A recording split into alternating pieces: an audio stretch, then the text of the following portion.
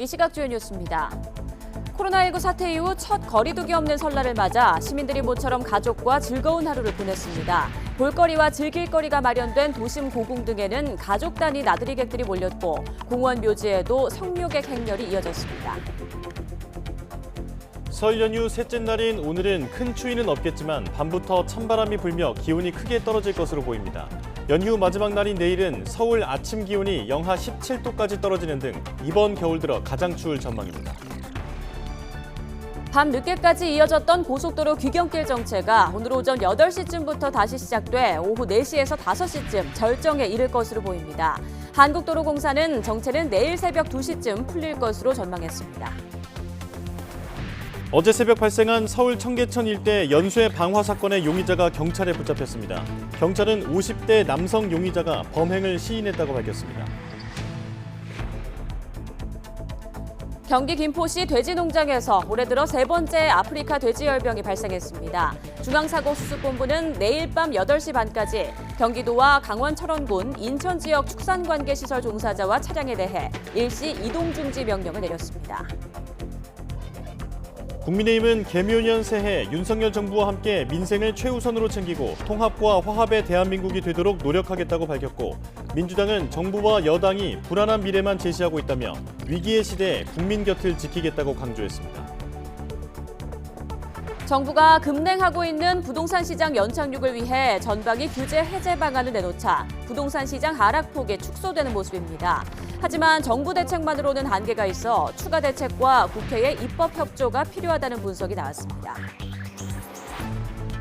미국 로스앤젤레스 인근 소도시에서 총격 사건이 발생해 10명이 숨지고 10명이 다쳤습니다. 범행 직후 달아난 용의자는 아시아계 남성으로 조사됐으며 현재 경찰과 대치 중이라고 외신들이 보도하고 있습니다.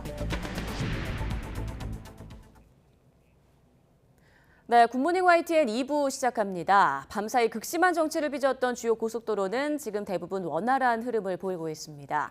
한국도로공사는 지방으로 나가는 귀성길 정체는 어젯밤 9시쯤 해소됐고 수도권으로 들어오는 귀경길 정체도 일부 구간을 제외하고는 풀렸다고 밝혔습니다.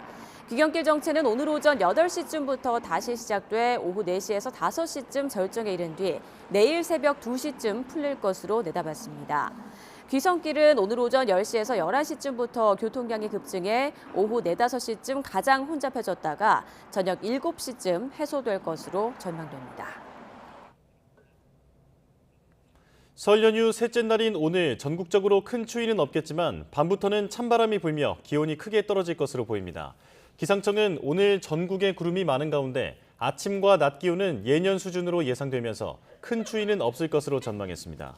하지만 밤부터는 찬바람이 강하게 불고 기온이 크게 내려가면서 연휴 마지막 날인 내일은 서울 아침 기온이 영하 17도까지 떨어지는 등 이번 겨울 들어 가장 춥겠습니다. 네, 코로나19 유행 이후 3년 만에 거리두기 없는 설날을 맞았습니다. 가족들이 오랜만에 함께 모인 설 분위기는 어느 때보다 좋았다고 하는데요. 설날 풍경을 오태인 기자가 전해드립니다. 설날 아침, 시골 마을에 고즈넉히 자리 잡은 전통 가옥이 분주합니다. 미리 마련한 음식으로 정성스레 차례상을 차립니다. 향을 피우고 조상께 술을 올리고 또 절을 합니다. 구순에 가까운 집안 어른도 조상께 예를 다합니다. 금년 한 해를 보내고 다음 해분에 모든 일 잘 되고 가정에 다 편안하고 그런 뜻에서 이제 차례를 지내는 거예요. 코로나19 확산으로 인한 거리두기로 그동안 만나지 못하다가 3년 만에 온 가족이 모인 설날. 자식들은 집안 어른인 할아버지와 할머니께 세배로 새 첫 인사를 드립니다. 새해 복 많이 받으시고 건강하십시오. 할아버지는 덕담을, 자식들은 용돈을 드리며 정을 나눕니다. 오랜만에 이제 사촌들이랑 같이 이제 할아버지 할머니께 세배 드려서 이제 덕담 나누면서 한 게 너무 좋았고 할아버지 할머니께서 이제 오래오래 행복하게 사셨으면 좋겠습니다. 전통 방식 예법이 끝나고 온 가족이 모인 식사 자리에서는 떡국을 함께 먹으며 서로 안부를 묻습니다. 바라는 건 오직 하나, 가족 건강과 행복입니다. 오랜만에 다 같이 만나니까 어느 때보다 설날이 되게 뜻깊은 시간이 됐던 것 같고요. 그리고 올해 우리 가족 모두 이제 뭐 건강하고 그리고 더 좋은 일만 많은 그런 행복한 시간으로 올 한 해가 꾸려졌으면 좋겠습니다. 코로나19 확산으로 제대로 함께할 수 없었던 민족 고유 명절. 3년 만에 다시 찾은 애풍경에 조상의 애를 올리는 가족들은 올 한 해 건강과 행복을 함께 기원했습니다. YTN 오태인입니다. 6.25 때 전사한 아버지 유해가 72년 만에 얼마 전 아들의 손에 전달됐습니다. 유해를 찾은 이후 처음으로 맞는 설 명절이라 아침 차례가 아들에게는 더 특별할 수밖에 없었습니다. 오점곤 기자가 다녀왔습니다. 6.25 전쟁 초기인 지난 1950년 전라남도 영광 지역 전투에서 전사한 고 박태인 경사. 72년 만인 지난해 말에 신원 확인 절차를 거쳐서 고인의 유해가 75살 아들에게 전달됐습니다. 아버지 유해를 찾은 이후에 맞는 첫 번째 설 명절. 간단히 했습니다. 네, 그래도 정성은 더 정성은 들었겠죠. 뭐 배로 들었겠죠. 정성만큼은. 차례상에 음식을 준비하고 약주를 따르고 절을 하고 집에 오셔서 너무 반갑고 고맙고 그렇습니다. 그동안 무골무에서 계속 제사를 지내오긴 했지만 오늘 차례는 더 특별할 수밖에 없습니다. 아버지 존재도 모르고 있던 제가 2살 때 아버지를 얼굴을 알겠어요. 뭐 소식을 들었어요. 아버지라 불러보지도 못했는데 이렇게 유해라도 찾게 돼서 정말 기쁘고. 차례를 마친 뒤에 아들은 이제는 중년이 된 자신의 아들과 함께 아버지의 유해를 모신 선산으로 갑니다.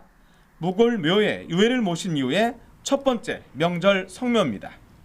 사실은 그전에는 무골이었죠. 그 할아버지 유해가 없이 이렇게 제사만. 제가 지금 올해 52인데 아버지 우시는 걸 처음 뵀습니다.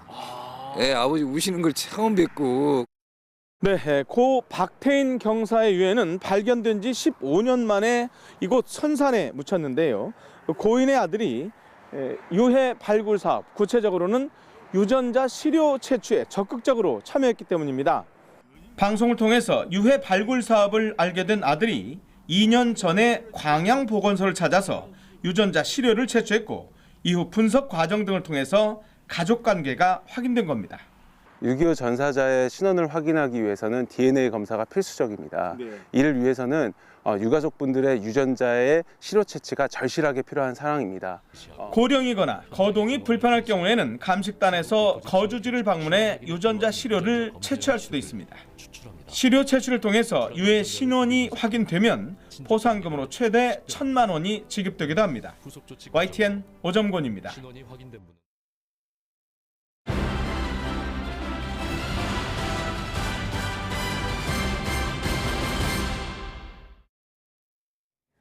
네, 위기 속에 놓인 우리 경제를 진단하고 위기를 기회로 활용할 해법을 찾아보고자 마련한 설 연휴 YTN 기획 시리즈. 오늘은 부동산 분야를 짚어보겠습니다.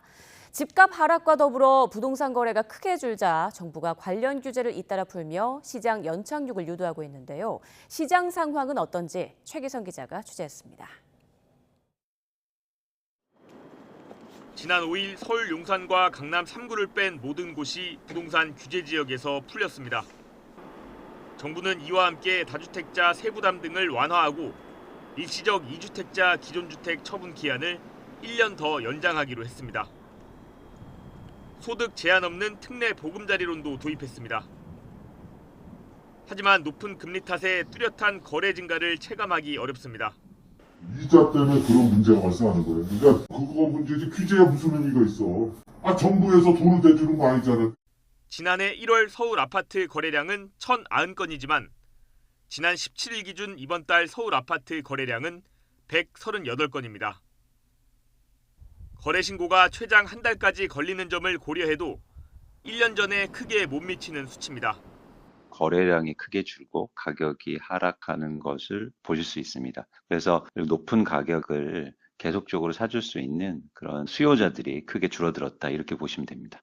금리 인상으로 전세대출 이자가 늘고 깡통 전세 우려도 커지면서 서울 월세 거래는 관련 통계 작성 이후 최대치를 기록했습니다. 전반적으로 안 좋아지는 상황에 있다고 생각이 됩니다. 일단은 전세 가격은 계속 이제 내려갈 것으로 생각이 되고 전세의 월세화 현상은 지속이 될 것 같은 상황이 반복이 될 것 같거든요. 분양가 제한 없이 중도금 대출이 가능해졌지만 현장에선 큰 변화를 느낄 수 없다는 반응입니다. 분양시장 분위기 반전을 위해서 노력하고 있는데요. 아직 시장은 좀 냉랭한 분위기가 계속되고 있는 것 같습니다. 청약 경쟁률 자체가 지금 예전만큼 안 나오고 좀 부진한 상황이죠. 전국 미분양 주택수는 6만 1,000가구로 정부가 위험선으로 판단하는 6만 2천 가구에 근접했습니다. 금리 인상이 멈추거나 금리가 낮아지는 시점이 오기 전까지 지금 같은 시장 관망세는 계속될 전망입니다. YTN 최기성입니다. 이처럼 올해도 부동산 시장 한파는 계속될 것이란 전망이지만 하반기부터는 서울 핵심 지역을 중심으로 매매와 전세 모두 반전 가능성도 제기됩니다. 이어서 이동우 기자입니다. 단군 이래 최대 재건축이라 불리며 관심을 끌었던 둔촌 주공아파트. 고금리에 고분양가 논란으로 대규모 미분양 우려가 있었지만 부동산 규제 대거 해제에 힘입어 계약률 70% 수준을 기록하며 비교적 선방했습니다. 이처럼 고금리와 각종 규제는 부동산 시장에 가장 큰 영향을 미치는 결정적 요소. 부동산 연구기관들은 고금리가 이어질 것으로 보여 올해 집값은 지난해보다 2에서 4% 하락할 것으로 전망했습니다. 주택 거래 절벽이 계속 이어질 경우 전국 아파트는 8.5%, 서울은 9.5%, 수도권은 13%까지도 떨어질 수 있다고 경고했습니다.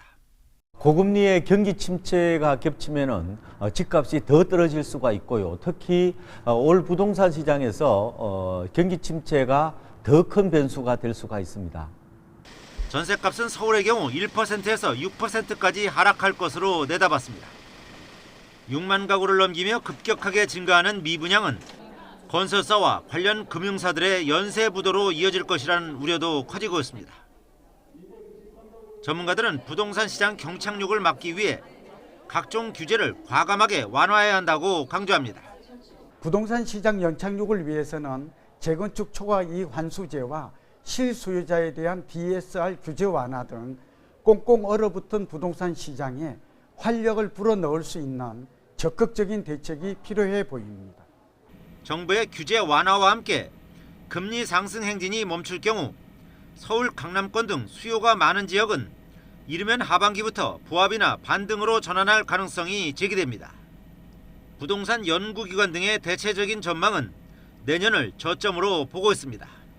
전문가들은 따라서 실수요자의 경우 급할 것이 없는 만큼 분양이나 경매시장 또는 급급 매물 위주로 신중하게 접근하는 것이 필요하다고 강조합니다. YTN 이동호입니다. 경기 한파 우려에도 우리 기업들은 북미 현지에 신규 공장 설비 투자를 적극 확대하고 있습니다. 인플레이션 감축법 등으로 미국 정부가 자국을 중심으로 공급망을 개편하려는 움직임에 대응하려는 조치입니다. 윤혜리 기자입니다. 미국 테네시주에 있는 LG전자 세탁기 공장입니다. 지난 2018년부터 연간 120만 대를 생산해왔는데 최근 건조기 생산 라인까지 설비를 확충했습니다. 이곳 제품들은 북미 시장을 넘어 동남아까지 수출돼 세제 혜택은 물론 물류비 절감 효과까지 누릴 수 있어 공장 설비를 늘린 겁니다. 물류비가 올해 1월부터 많이 떨어졌기 때문에 예를 들면 물류 쪽이 위한 서부, 캘리포니아 이런 쪽들은 베트남, 태국 여객선들로 발한식을 하고 있습니다. 반도체나 배터리, 태양광 등 첨단 제조업체들은 북미 현지 공장 건설에 더욱 적극적입니다. SKO는 미국의 완성차 기업 포드와 합작법인을 설립해 미국 켄터키주에 최대 배터리 생산기지를 짓고 있습니다. 1년에 포드 전기 트럭 82만 대에 들어가는 배터리를 공급할 수 있는 규모입니다. 하나솔루션은 미국 조지아주에 태양광 통합 생산단지 솔라허브를 구축할 계획입니다. 기존에 있던 공장 증설까지 완료되면 130만 가구가 1년간 사용할 수 있는 전력량을 생산할 수 있게 됩니다. 솔라허브 조성에 나서는 것은 미국 정부의 에너지 전환 정책을 최대한 활용해 경쟁력을 극대화하려는 것입니다. 솔라허브가 본격 가동이 들어가면 태양광 사업 매출과 수익성이 크게 개선될 것으로 기대하고 있습니다. 국내 기업들이 이렇게 북미 현지에 적극적으로 공장 설비를 확대하는 건 미국의 인플레이션 감축법에 대응하기 위해서입니다. 미국 정부는 올해부터 자국에서 제조하거나 조립한 배터리 부품을 절반 이상 사용해야 보조금을 받을 수 있도록 했고 설비 투자 비용의 30%까지 세 공제 혜택을 주고 있습니다. 미국이 자국의 일자리 창출과 제조업 기반 확충을 위해 생산 설비를 신설하는 기업들에 대한 유인책을 강화하는 가운데 이에 대응하는 우리 기업들의 발걸음도 빨라지고 있습니다. YTN 윤혜리입니다.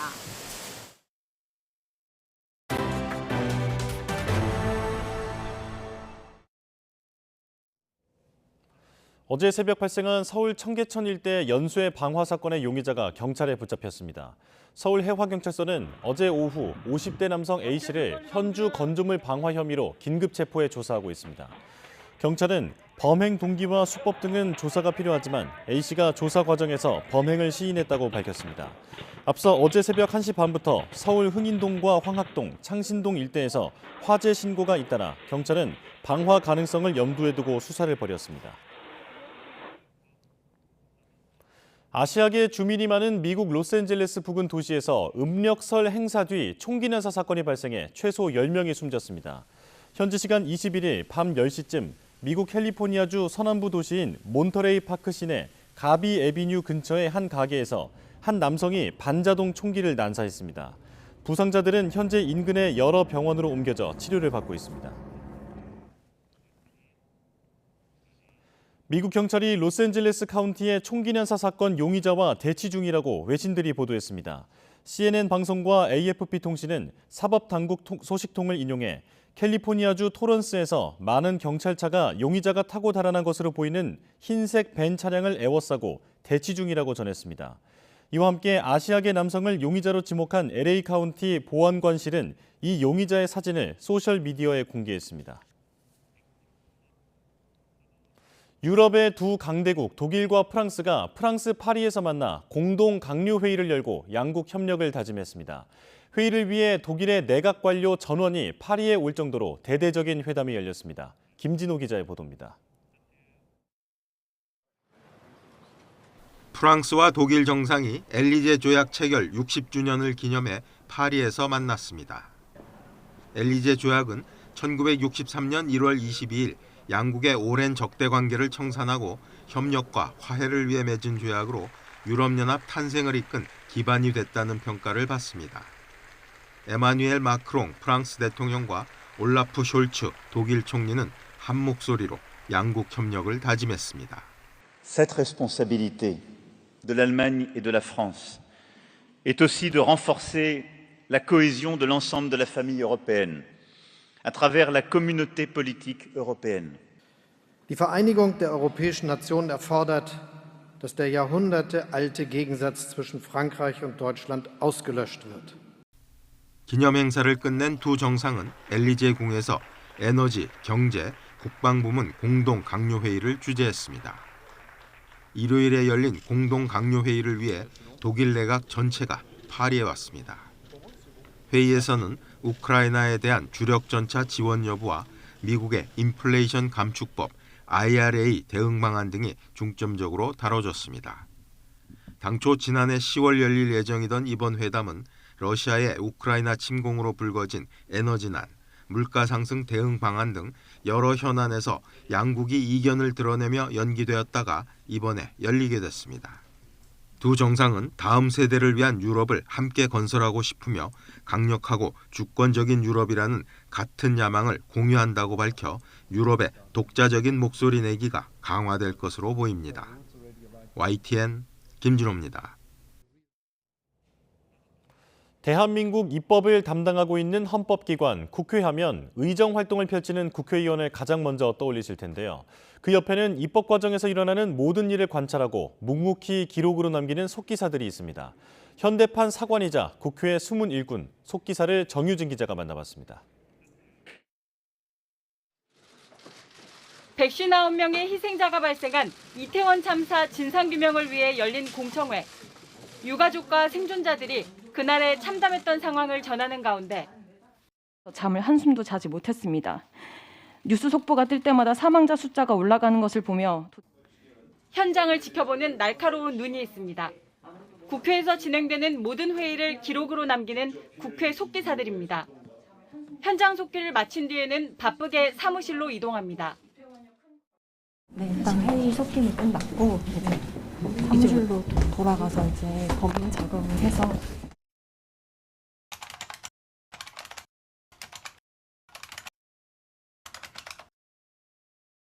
헤드폰을 쓰고 조금 전 받아친 내용을 문어체 형태로 다듬는 번문 작업이 시작됐습니다.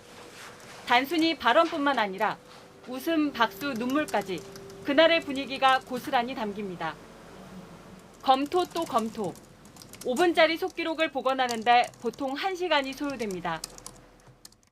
발언자가 겹쳐서 이렇게 발언을 하시거나 아니면 동시에 발언을 하실 때 그때 좀 힘든 것 같아요. 속기사 전용 타자기는 글자 조합 방식이라 짧은 시간에 많은 글을 받아칠 수 있는데 1급 속기사는 1분에 320자, 1초에 적어도 4자 반 이상을 소화해냅니다.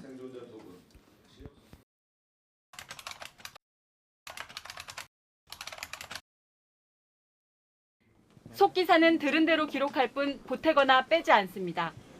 정정이나 취소 요청이 있을 경우에는 그 발언까지 회의록에 적어둡니다. 임의로 지우거나 더하면 역사에 대한 신뢰성이 없어지기 때문입니다.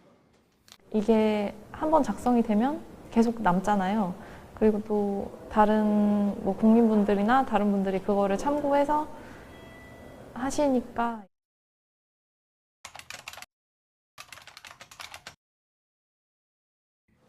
예정된 회의 시간이 미뤄지면 속기사들도 기약 없는 기다림을 이어갑니다.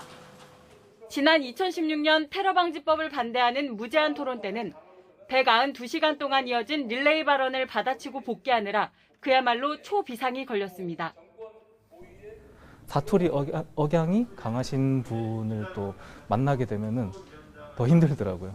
새벽에 비몽사몽인 상태에서 업무하는 게 업무 특성상 손목, 귀, 허리 통증도 따라다닙니다. 손 관절이나 이런 데 좀 아플 때 있었고 그리고 자세가 계속 바른 자세 유지하기가 어려워서 거북목? 하지만 조선왕조실록이 그랬던 것처럼 지금 새기는 글자가 먼 훗날 역사의 한 장면으로 기록된다는 자부심이 큽니다. 회의록을 작성한다는 게 보통의 사람들이 할 수 없는 일이어가지고 뭔가 매력적인 일인 것 같고요. 싸움 말을 날 없는 정치권. 좋은 정책에 대한 논의가 좀 더 많았으면 하는 소회도 있습니다. 법안에 대해서 잘 많이 아시고 되게 열이 많으신 분들도 되게 많거든요. 그런 걸 보면서 이제 더 그런 쪽으로 지향이 됐으면 좋겠다라는 생각을 가지고 있습니다. YTN 정유진입니다. 코로나19 누적 확진자가 곧 3천만 명을 넘을 것으로 보입니다. 우리 국민 5명 중 3명은 감염 이력이 있게 되는 건데요. 또 다음 주부터는 실내 마스크가 해제되죠. 그렇다면 다른 나라 사정은 어떤지 김평정 기자가 알아봤습니다. 코로나19 유행 감소세가 이어지고 연휴에 검사받는 사람도 줄면서 신규 환자가 큰 폭으로 감소했습니다. 2주 전 4만 6천여 명에서 한 주 지날 때마다 앞자리 숫자를 바꾸더니 일요일 발표 기준으로 15주 만에 가장 적은 1만 6천 명대까지 내려왔습니다. 누적 환자 3천만 명까지는 471명 모자라는 만큼 곧 3천만 명을 넘을 예정입니다. 국내 첫 환자 발생부터 누적 확진자 1천만 명까지는 2년 2개월 걸렸지만 1천만 명에서 2천만 명까지는 4개월 반, 2천만 명에서 3천만 명까지는 5개월 반가량만 걸렸습니다. 누적 환자 3천만 명은 국민 5명 가운데 3명꼴로 감염 이력이 있다는 뜻인데 확진된 적 없는 감염자도 있어 실제 감염 인구는 이보다 더 많습니다. 감염에 의한 항체 양성률은 70.0%로 동기간 공식적으로 집계되어 발표된 발생률 51.5%, 지역사회에 미확진 감염자가 어느 정도 존재하고 있음을 확인했습니다. 감염으로 인한 사회적 위험도가 감소하면서 오는 30일부터는 실내 마스크 착용 의무가 권고로 바뀝니다. 다른 나라의 경우 미국과 영국 등은 아예 실내 마스크 관련 규제가 없고 프랑스와 캐나다, 독일 등은 우리나라처럼 의료기관과 감염 취약시설, 대중교통 등에서만 제한적으로 착용 의무를 부과합니다. 일본과 타이완은 실내 마스크 의무 완화를 검토하고 있습니다. 정부는 실내 마스크 의무를 해제해도 국내 유행에 대응할 역량이 충분하다고 보고 있습니다.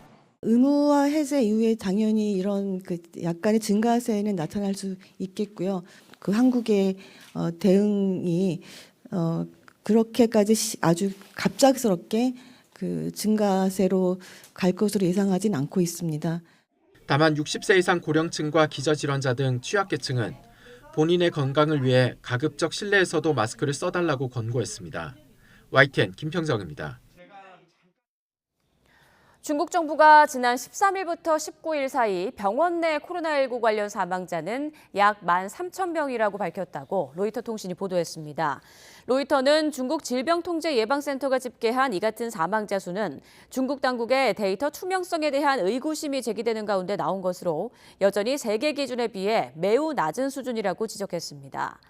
로이터는 일부 의사들이 사망진단서에 코로나19를 4인으로 기재하는 것을 단념하고 있다고 전했습니다.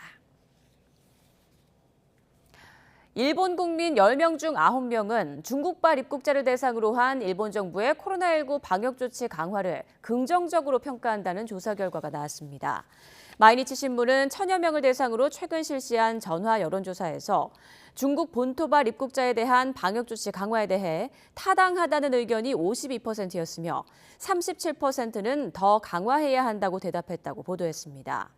반면 일본 정부의 조치가 지나치다는 응답자는 7%에 그쳤습니다.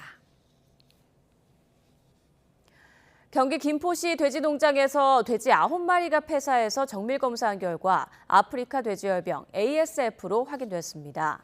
올해 들어 돼지 농장 ASF 발생은 경기 포천시와 강원 철원군에 이어 세 번째입니다. 중앙사고수습본부는 농장 간 수평 전파를 막기 위해 내일 밤 8시 반까지 경기도와 강원 철원군, 인천 지역 축산관계시설 종사자와 차량에 대해 일시 이동 중지 명령을 내렸습니다. 중수부는 오늘 농림축산식품부와 행정안전부, 환경부 등과 지자체가 참석하는 긴급 방역 상황 회의를 열어 ASF 발생 상황을 진단하고 방역 추진 상황을 점검합니다. YTN은 지난해 조직적 중고거래 사기에 대해서 집중 보도했습니다. 범죄 수법과 사용 계좌 등을 모두 공개했는데요. 수사당국이 범인의 꼬리조차 잡지 못한 사이 범죄는 다시 고개를 들고 있습니다. 홍성욱 기자입니다. 사용된 계좌와 아이디 그리고 이들의 수법을 공개했습니다. 보도 후 경찰이 집중수사 의지를 밝혔습니다. 중고거래 사기가 잠잠해지는 듯 했지만 잠시뿐이었습니다. 네이버 중고거래 카페에 버젓이 다시 올라온 사기 판매글. 취재팀이 구매 의사를 밝혔습니다. 사는 곳을 물어본 뒤 최대한 먼 곳에 있다고 답하고 네이버 안전거래를 하자며 링크를 보내는 것까지 수법이 똑같습니다. 사기꾼이 네이버 안전거래를 하자며 보낸 결제 페이지입니다. 이 네이버 안전결제창과 매우 유사하지만 실제로 아무 아이디와 비밀번호를 로그인해도 들어가지는 가짜 결제 창입니다. 여전히 활개치는 중고거래 사기, 이른바 사이트 피싱 범죄.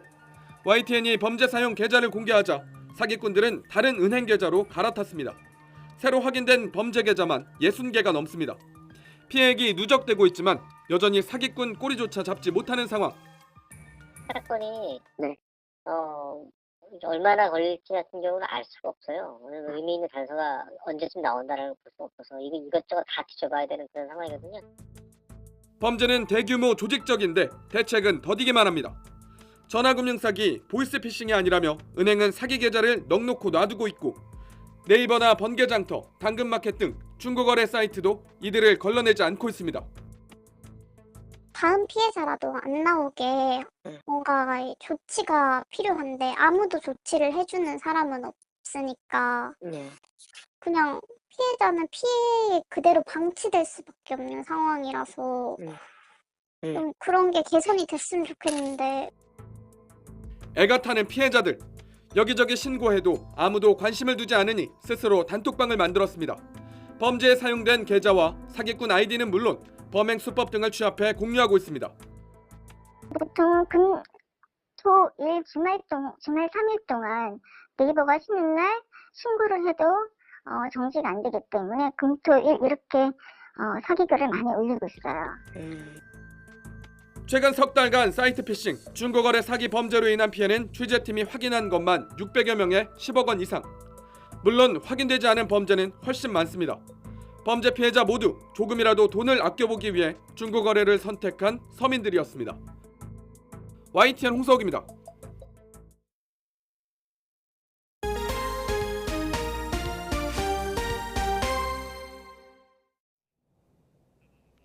상추를 먹으면 졸리는 이유는 그 안에 들어있는 락투신이라는 성분 때문입니다. 전라남도 농업기술원에서는 락투신 성분이 일반 상추보다 124배나 많아서 수면에 도움을 주는 기능성 품종을 개발했는데요. 다양한 가공품으로 나와 수출까지 되면서 농민의 새로운 소득원으로 떠오르고 있습니다. 김범원 기자가 보도합니다. 친환경 농업단지에서 재배되는 파릇한 상추. 싸 먹는 것뿐만 아니라 긴장을 완화하고 깊은 잠을 자는 데 도움을 주는 가공품의 원료로도 쓰입니다. 저희가 재배를 해보니까 기존의 다른 작물 대비 단위 면적당 수익성도 괜찮고 농가 소득도 많이 증대가 됩니다. 전라남도 농업기술원이 5년의 연구 끝에 개발한 꿀잠 상추 흑화랑입니다. 숙면을 유도하는 락투신 성분이 보통 상추의 124배나 들어있는 흑화랑은 시범 재배를 거쳐 지난해 11곳에 6헥타르의 특화 단지가 조성됐습니다. 전남 농업기술원과 재배 농민들은 안정적인 판로 확보와 원료 공급을 위해 전국 16개 대형 백화점과 계약 재배, 마케팅 협약을 했습니다. 우리 지역에 있는 토종 자원을 기능성으로 차별하자고 해서 시작이 됐고요. 그 당시 2012년 당시 나고야 의정서가 발효되면서 그런 기능성 자원들의 중요성이 높아지면서 우리 도에서 직접적으로 그 품종을 만들어내자. 줄기까지도 가공되는 기능성 상추는 차와 주스, 양갱, 분말, 발효 젤리 등 20여 가지의 제품으로 출시되고 있습니다. 가공품은 이미 중국과 일본, 프랑스 등에 수출된 데 이어 10여 개 나라로의 수출도 더 추진되고 있습니다. 또한 미국의 흑화랑 원료 유기 인증, 또 유기 가공 인증 및 USDA 바코드를 획득하였고 FDA 등록을 마쳤습니다. 국내 64만 명으로 추정되는 불면증 환자가 소비하는 수면용품의 시장 규모는 한 해 3조 원 정도.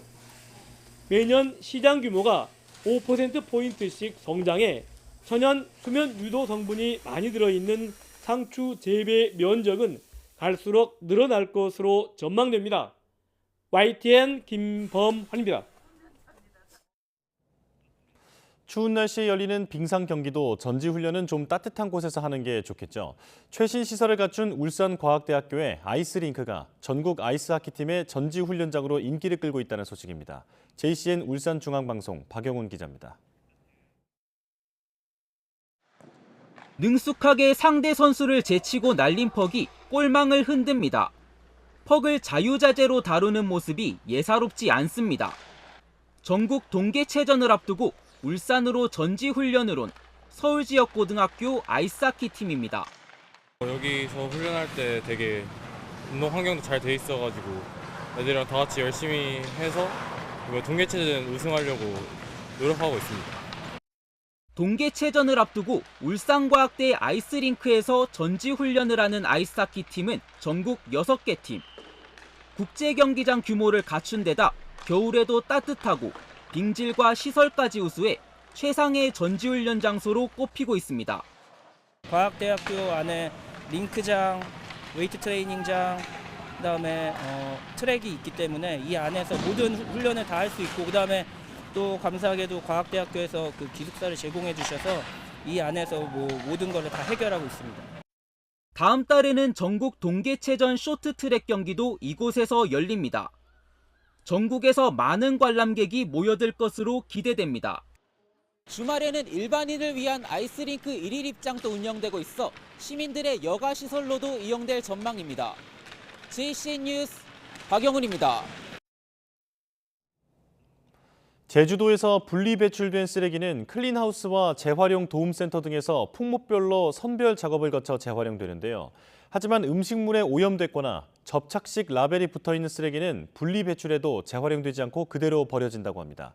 KCTV 제주방송 허은진 기자입니다. 제주 시내 한 클린하우스입니다. 플라스틱 수거함에 세척하지 않은 일회용 컵과 배달 용기, 양념통 등이 버려져 있습니다.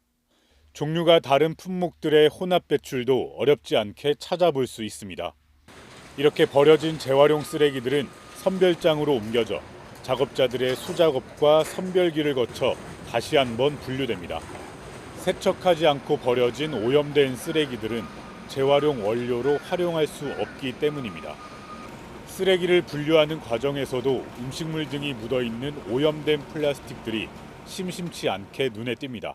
음식물 오염이라든가 재활용 분리가 제대로 안 돼서 재활용이 안 되는 부분이 있기 때문에 분리배출을 자세히 해주시면 저희가 재활용하는 율이라든가 그런 부분이 좀 높아질 걸로 판단됩니다. 지난해 제주시 선별장으로 반입된 재활용 쓰레기는 모두 16,530톤. 반입된 쓰레기 가운데 46%가량인 7,741톤이 재활용 업체에 매각됐습니다. 다시 말해 반입된 재활용 쓰레기의 절반 이상이 말 그대로 재활용되지 못하고 버려지고 있는 실정입니다. 지난 2020년부터 순차적으로 진행되며 최근 본격 시행되고 있는 투명 페트병 분리배출 실태도 살펴봤습니다. 분리배출된 투명 페트병은 이물질 함량이 낮아 고품질 재활용 원료로 사용됩니다. 하지만 다른 일반 플라스틱 쓰레기들과 상황은 별반 다르지 않습니다. 선별장과 처리업체 등에서는 여전히 수거된 투명 페트병을 일일이 확인하고 붙어있는 라벨을 하나하나 떼어내야 하는 상황입니다. 일부 클린하우스에는 안내문이 무색하게 전용 수거함에 라벨을 떼지 않은 투명 페트병들이 가득합니다. 도우미가 상주하는 재활용 도움센터에서도 꾸준히 안내를 하고 있지만 아직은 투명 페트병의 올바른 배출 방법에 대한 인식이 부족하게 느껴집니다. 페트병 안 떼고 가져오는 사람들이 있어요. 많아요. 여기서는 띄어서 가지고 들어오고 그걸 띄고 가지고 들어오고 공부는 하지만 사람 대부분 안 가지고 와요. 깨끗하게 별도 분리 배출된 투명 페트병은 잘게 파쇄돼 옷을 만드는 원료로 쓰이거나 압축 작업 등을 거쳐 다른 지역으로 보내져 다시 페트병 등으로 재탄생하게 됩니다. 올바른 분리배출은 자원이 되지만 잘못 버리면 오롯이 쓰레기가 되는 현실. 제주와 환경을 위한 시민들의 작지만 큰 실천이 요구되고 있습니다. KCTV 뉴스 허은진입니다. 북한이 최근 우리의 정기국회격인 최고인민회의에서 북한 내 남한말 확산을 막기 위한 평양 문화어 보호법을 채택했는데요. 실제로는 한류 문화가 유입되면서 북한 내 남한식 말투가 광범위하게 퍼졌다는 것을 방증한다는 분석도 나옵니다. 최두혜 기자입니다. 북한은 이틀 동안 열린 최고인민회의에서 평양 문화어 보호법을 전원 찬성으로 채택했습니다. 우리의 사상과 제도, 문화를 굳건히 수호하기 위한 강력한 법적 담보를 마련하는 데서 실천적 의의가 있다고 인정하고 사실상 표준어인 평양말 이외에 남한말 사용을 통제하겠다는 겁니다. 이와 관련해 노동당 기관지인 노동신문도 동지, 동무라는 부른말을 즐겨 써야 한다며 외래어를 마구 쓰지 말라고 당부했습니다. 이러한 조치는 드라마, 영화와 같은 한류 문화가 북한에 유입되면서 남한식 말투가 광범위하게 퍼져 있다는 것을 시사한다는 분석도 나옵니다. 앞서 북한은 2020년엔 남한 영상물을 유입, 배포하면 최고 사형까지 시키는 반동사상 문화 배격법을 만들었는데 국정원도 지난 2021년 북한 당국이 남편을 오빠라고 부르는 등 남한식 말투를 강력하게 단속하고 있다고 보고했습니다. 강력한 단속 조치를 취하고 있음에도 불구하고 남한 한류 문화가 계속 잔존하고 있다 보니까 남한 문화를 건절시키기 위해서는 보다 강도 높은 처방이 필요하다. 이런 인식에서 반동사상 문화 배격법이 나왔고 그 후속 조치로 통일부도 평양문화보호법 채택엔 북한이 사회 전반에 대한 통제를 강화하려는 의도가 있는 것으로 분석했습니다. 이런 가운데 다음 달 8일 인민군 창건 75주년을 앞두고 대규모 열병식 동향까지 포착되는 등 경제적 어려움에 처한 북한이 사상 단속과 군사 도발 등을 통해 민심 통제에 나서고 있는 것으로 관측됩니다. YTN 최두입니다. 우주공간에서 위성이나 우주선에 연료를 공급하는 이른바 우주주유소 프로젝트가 탄력을 받고 있습니다. 미국 스페이스X는 지구 궤도에 연료 탱크를 띄워 2025년 발사 예정인 달 착륙선에 연료를 공급할 계획입니다. 이성규 기자입니다. 지난 2020년 발사된 일명 수면 연장 위성인 미국 우주기업 노스롭 그루만의 MEB-1. 위성은 연료가 거의 바닥나 임무 수행이 어려운 또 다른 위성 인텔셋 IS-901과 지구 정지 궤도에서 도킹에 성공했습니다. 이후 도킹한 상태로 자체 연료를 이용해 노후 위성의 수명을 현재까지 연장해 오고 있습니다. I think this team has done a tremendous job of taking something that we've proven out over time, but integrating this into a system that's one of the more complex systems that's ever been developed. 미국의 우주 스타트업 오비트팹은 지난 2021년 지구 궤도의 우주 주유소 초기 모델을 시범적으로 쏘아 올렸습니다. 우주 주유소는 전자레인지 크기의 연료 탱크와 지구 궤도를 돌고 있는 다른 위성과 도킹할 수 있는 도킹 파트로 구성됐습니다. The next space adventure. We've done reusable rockets. Launch costs are coming down. I think in orbit, spacecraft that are reused or refueled is kind of the future of where we're going to go. 오는 2025년 미국 아르테미스 유인 달 탐사에서 달 착륙선 스타쉽을 제공하는 스페이스X는 우주에서 연료를 공급하는 우주 주유소를 구상하고 있습니다. 이를 위해 스페이스X는 지구 궤도에 스타쉽에 충전할 수 있는 수개의 연료 탱크를 미리 띄워놓을 계획입니다. 스타쉽이 지구에서 발사되면 지구 궤도에 있는 우주 주유소에서 연료를 공급받아 달 궤도까지 비행합니다. 이후 달 궤도에서 오리온 우주선과 도킹해 우주인 2명을 태우고 달에 착륙해 임무를 수행합니다. 우리가 로켓에서 사용되는 연료의 대부분이 지구 중력을 거슬리는 데 사용되거든요. 지구 적에서부터 달까지 간다든가 달에서 오리온 캡슐과 도킹을 해서 승무원들이 이제 이동을 하고 착륙하는 그런 과정에 사용되는 연료는 부족한 거죠. 우주 공간에서 우주선에 연료를 주입하는 일명 우주 주유소는 달을 넘어 화성까지 인류의 유인 우주 탐사를 넓혀줄 것으로 기대됩니다. YTN 사이언스 이성규입니다. 어제 오후 3시쯤 인천시 연수구에 있는 15층짜리 아파트 15층에서 불이 나 30여 분 만에 꺼졌습니다. 이 불로 크게 다친 사람은 없었지만 주민 4명이 연기를 흡입해 병원으로 옮겨졌습니다. 소방당국은 정확한 화재 원인을 조사하고 있습니다. 또 어제 오후 4시 40분쯤 경북 안동시 남선면에 있는 1층짜리 주택에서도 불이 나 1시간 10분 만에 꺼졌습니다. 집은 모두 탔지만 안에 있던 가족들은 대피해 다행히 다친 사람은 없었습니다. 소방은 아궁이 쪽에서 화재가 시작된 것으로 보고 있습니다. 어제 오전 11시 50분쯤 경기 광주시에 있는 교통시설물 설치업체 숙소에서 불이 나 20여 분 만에 꺼졌습니다. 이 불로 숙소에 머무르고 있던 50대 남성 1명이 숨진 채 발견됐고 사무실 등이 불에 탔습니다. 방학을 맞아 청소년들을 위한 각종 체험 프로그램이 곳곳에서 열리고 있습니다. 그 가운데서도 뮤지컬 등 예술 관련 프로그램이 특히 인기인데요. 신웅진 기자가 현장을 다녀왔습니다.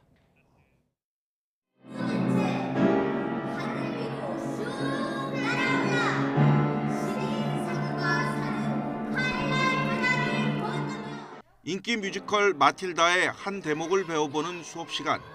마치 오디션에 참가한 것처럼 모두 진지합니다. 방학을 맞아 뮤지컬 노래와 연기, 춤을 체험하는 프로그램인데 바로 매진될 정도로 인기를 누리고 있습니다. 평소 같으면 관계자 외 출입 금지 구역인 무대도 구경하며 궁금증을 풀어봅니다. 와보니까 여기 뮤지컬 배우들이 이렇게 하는지도 몰랐고 진짜 신기하고 조금 어렵기도 했어요. 신기한 것들도 많고 처음 보는 것들도 많아서 되게 재밌었어요. 다음에 꼭 오고 싶고 추억에 많이 남을 것 같아요. 세 발의 총을 맞은 그 노인이 누구였습니까? 맞아. 안중근 의사의 순국을 다룬 뮤지컬 무대에서는 특별한 강의가 펼쳐집니다. 스타 강사에게 배우는 생생한 역사 수업에 이어서 백스테이지에서는 제작 과정의 뒷이야기도 들을 수 있습니다. 제가 평소에 연극 뮤지컬 무대에도 이제 관심이 있는 편인데 그 무대 이제 장치라든지 또는 의상이라든지 배우들 준비하는 과정도 지켜볼 수 있어서 재밌었던 것 같습니다. 반가워 얘들아. 오늘 잘 들었어? 예고 없이 나타난 주연 배우에 아이들은 깜짝 놀라기도 합니다. 스크린 속에서 좀 뮤지컬에서 멀리서 떨어져서만 보시던 분을 만나니까 너무 기쁘고 이게 현실인가 약간 의심되기도 했었어요. 국립극장은 초등학교 1학년부터 4학년을 대상으로 매년 방학 때마다 예술교육 프로그램을 운영하고 있고 서울시 등 각 지자체에서도 청소년을 위한 각종 행사가 진행되고 있습니다. YTN 신웅진입니다. 요즘 도심 곳곳에서 건물 벽을 화려하게 수놓는 형형색색의 디지털 아트를 감상할 수 있는데요. 디지털 아트의 선구자로 불리는 미구엘 슈발리에의 개인전이 서울에서 열려 빛과 색채의 향연을 펼치고 있습니다. 이규준 기자의 보도입니다. 14m 높이의 거대한 디지털 벽화 아래 영화 매트릭스와 같은 장면이 펼쳐집니다. 발걸음을 옮길 때마다 기하학적 무늬가 물결치며 환상적 이미지를 만들어냅니다. 빛과 색 형태를 통해 3차원의 역동적 미학을 보여주는 옵티컬 아트를 진화시킨 작품입니다. 컴퓨터 속에 걷는 느낌이었는데 그래서 좀 더 새롭고 신비했어요. 그리고 여기 옆에 거울이 쭉 펼쳐져 있으니까 끝이 없는 세계를 걷는 느낌이었어요. 관람객은 얼굴 인식 카메라를 통해 대형 화면의 가상 세계 속으로 이동하는 경험을 맛보게 됩니다. 관람객이 카메라 앞에 서면 자신의 이미지가 투영돼 새로운 디지털 아트가 구현됩니다. 프랑스의 대표적 디지털 아트 작가 미구엘 슈발리에의 체험형 전시입니다. 40년 넘게 3차원 컴퓨터 그래픽과 홀로그램 등 첨단 기술을 활용한 시각적 언어로 사람과 기계, 사람과 사람의 초연결 사회를 표현해 왔습니다. Après le Covid, je crois que cette exposition est d'autant plus intéressante qu'il faut être à plusieurs pour interagir avec ces œuvres, qui va donner de la joie et des émotions. 삼성전자와 에르메스 등 세계적인 브랜드와 협업해온 슈발리에는 이번엔 3시간마다 작품 하나를 그려내는 드로잉 로봇도 선보였습니다. 그의 마법 같은 공간 속에선 누구나 디지털 페인팅의 붓으로 변해 화가가 된 듯한 짜릿한 체험에 빠지게 됩니다. YTN 이교준입니다. 올 시즌 프로축구 2강으로 꼽히는 울산과 전북이 나란히 유럽으로 전지훈련을 떠났습니다. 아마노 선수가 울산에서 전북으로 옮겨가면서 새 시즌 더 치열한 라이벌전이 될 전망입니다. 김동민 기자가 보도합니다.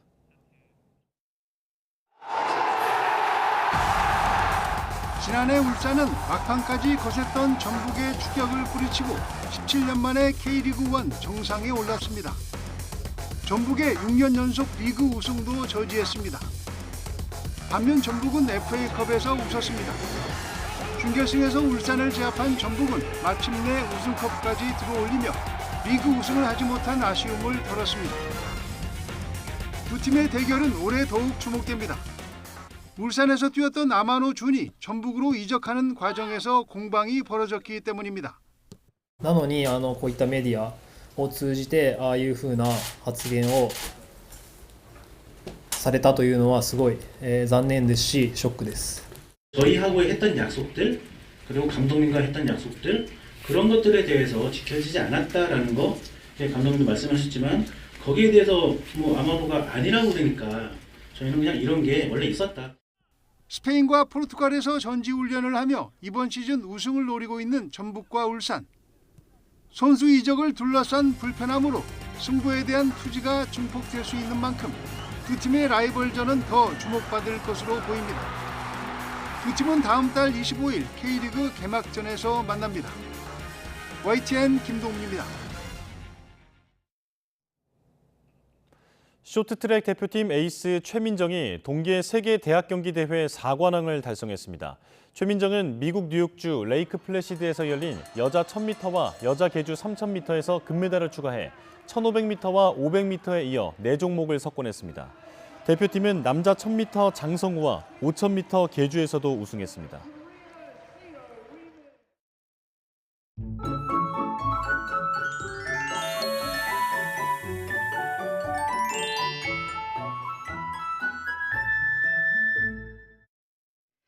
오늘 아침 큰 추위 없습니다. 현재 서울 기온이 영하 0.8도, 낮 기온은 3도로 이맘때보다 높겠는데요. 하지만 밤부터는 찬바람이 불면서 연휴 마지막 날인 내일은 서울의 아침 기온이 영하 17도, 수요일에는 영하 18도까지 떨어지면서 올겨울 최강 한파가 찾아오겠습니다. 오늘 서쪽 지방은 종일 미세먼지 농도 나쁨, 그 밖의 지역도 일시적으로 공기가 탁하겠습니다. 호흡기 관리에도 유의하시길 바랍니다. 오늘 밤부터는 바람도 강해지겠고요. 내일은 충남 서해안과 호남 그리고 제주도에 폭설이 예보돼 있어서 미리 대비하시는 게 좋겠습니다. 해안가와 제주 그리고 강원 산간에는 강풍 예비특보가, 대부분 해상에는 풍랑특보도 내려져 있어서 하늘길, 뱃길 이용에 불편이 우려됩니다. 오늘 아침까지 경기 북부와 영서 북부에는 눈이 조금 오겠고 밤늦게 제주 산간에 눈이 시작되겠습니다. 날씨였습니다. 네, 굿모닝 YTN 2부 마칩니다. 잠시 후 3부가 이어집니다. 시청해주신 여러분 고맙습니다.